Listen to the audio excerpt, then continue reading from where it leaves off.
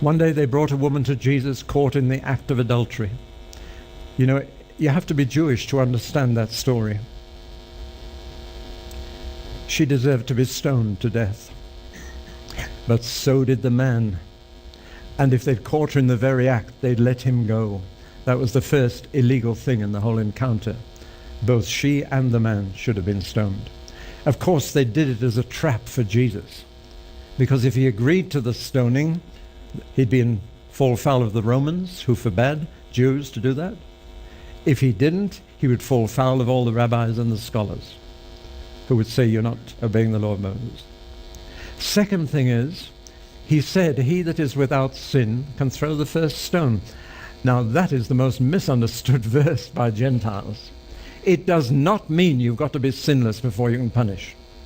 Otherwise, parents couldn't punish. Police could do nothing. That's right. It's ridiculous. It is the Jewish culture and tradition based on the Word of God that anyone who has committed the same crime cannot be a witness in the case.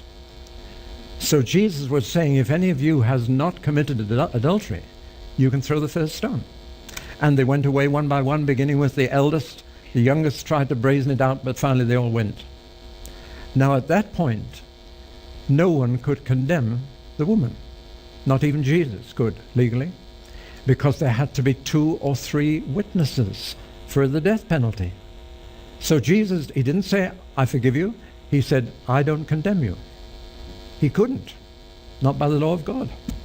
He had to let her off. He had to say, case dismissed. Now do you understand the story a bit better? But what he did say to her was this: leave your life of sin. I'm literally translating, which means that it wasn't a one-off, one-night stand she'd been caught in. It was a regular way of life. And he said, you leave that way of life. He said, I don't condemn you, but don't do it again. I wonder what he would have said if she'd been brought back 3 months later. I was in the Middle East on a balcony of a hotel 3 stories